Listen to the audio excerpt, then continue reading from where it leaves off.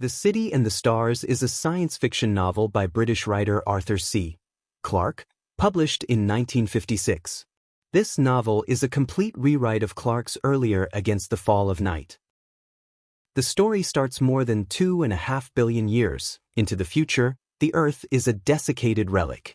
The oceans are gone, the skies are lifeless, and all that remains of humanity exists in a sealed city named Diaspar. Within this glittering dome of memory and machine, Alvin, a young man with no past lives, stands alone in the hall of creation.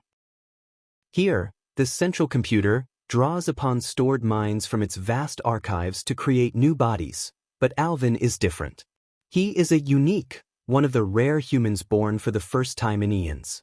Unlike the others who accept eternal life and city-bound comfort, Alvin feels something alien to Diaspar: curiosity. Alvin walks the smooth halls and suspended gardens of Diaspar, where buildings gleam like frozen lightning and machines silently maintain all life. Yet, unlike other citizens, he pauses often to gaze beyond the transparent dome that shields the city from the vast desert beyond. Where others see danger and ruin, Alvin sees possibility. Diaspar's ancient myth speaks of a time when humans ruled the stars, only to be driven back to Earth by a race of terrifying invaders. These invaders made a pact: humanity could live if it remained planet-bound forever. The citizens have obeyed ever since, retreating into the sterile safety of the city, forgetting what they once were. Determined to challenge the legends, Alvin begins to question Diaspar's history.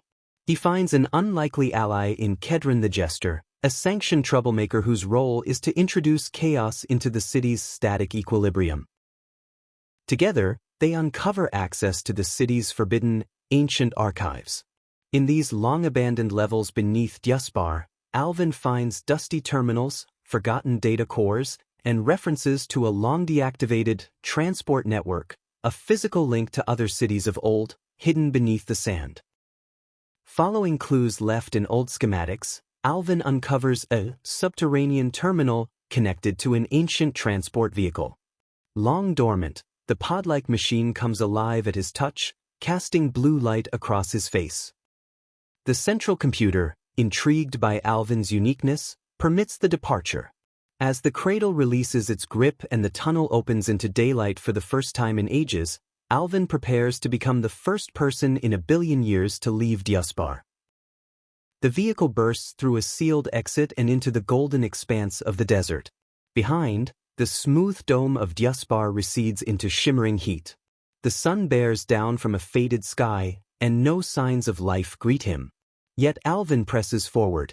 Guided by coordinates buried in the archives, he travels toward a forgotten oasis of humanity, once thought lost to myth.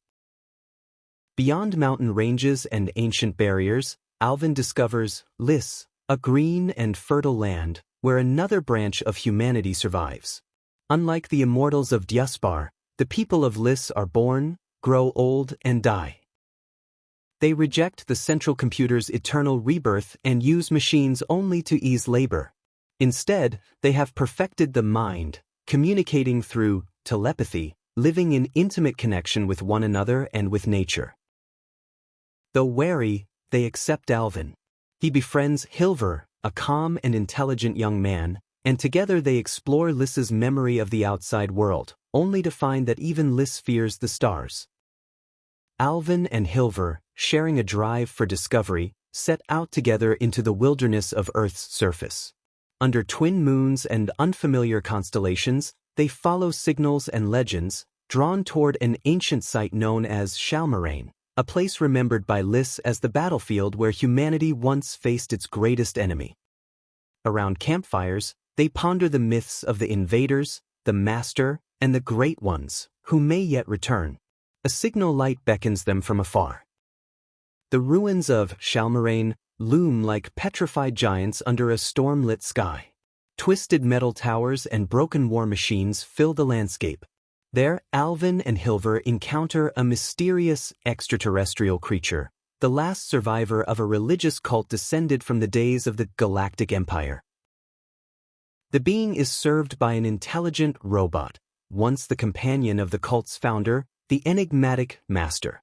The master, now long gone, forbade the robot from revealing any information. Though Alvin persuades the alien to loan him the robot, he learns nothing until he returns to Diaspar with it. Fearing that Lys would telepathically pressure him to stay, Alvin programs the robot to ignore pleas to return. Once back in Diaspar, Alvin seeks the help of the central computer, which uses illusion to bypass the robot's block by simulating the return of the Great Ones. The robot leads Alvin to a buried starship once used by the Master.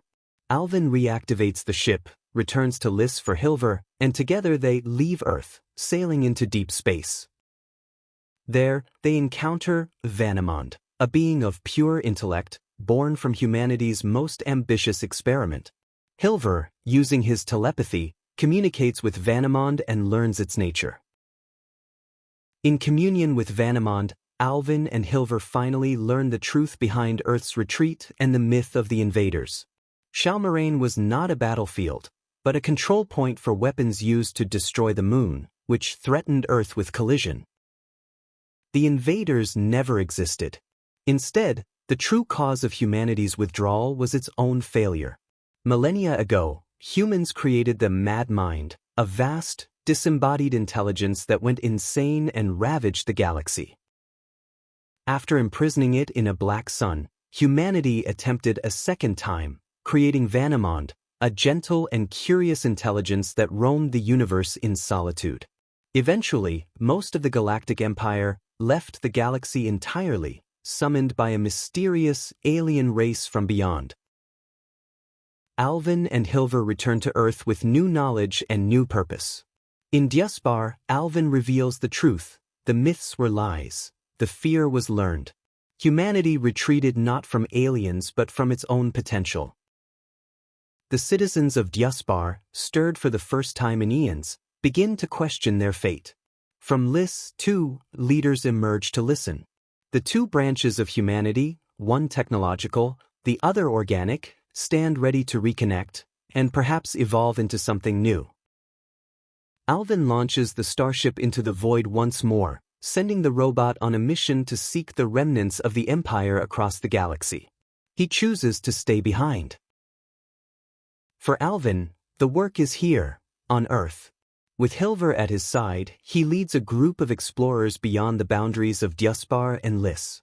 As the sun rises over the wasteland, they step into the light not only of a new day, but of a renewed humanity, ready at last to reclaim the stars.